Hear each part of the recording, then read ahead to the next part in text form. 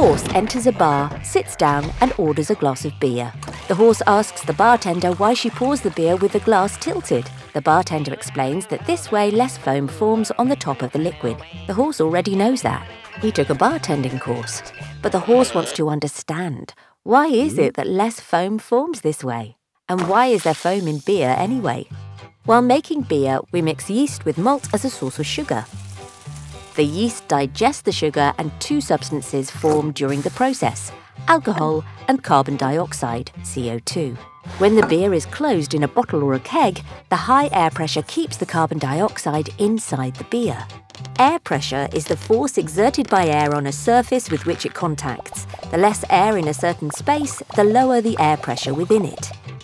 When we open the bottle, we hear a tss, which is the sound of the air coming out of the bottle, leading to a decrease in the air pressure inside it. Due to the drop in air pressure, less CO2 is dissolved in the beer and starts to get released as small bubbles. At first, bubbles form mainly on the edge of the bottle or glass due to small defects, bubbles or dirt in the glass that serve as starting points for the CO2 to accumulate and then escape the liquid and form bubbles.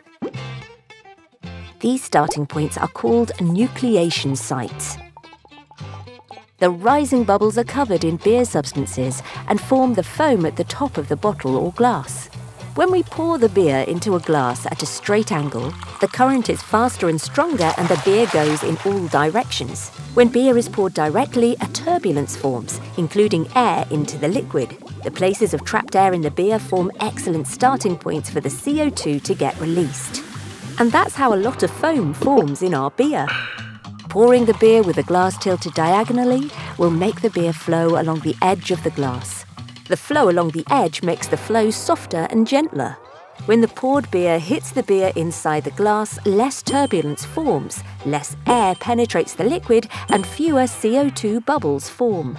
That's why pouring diagonally guarantees less foam release and more beer in our glass.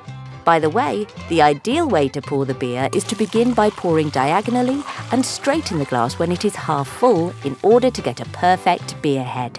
Cheers for a cold, tasty beer without too much foam, announces the horse. It's already getting late and the horse has to return to his stable. He will return by bus, since even a horse knows that drinking and driving don't mix. Cheers!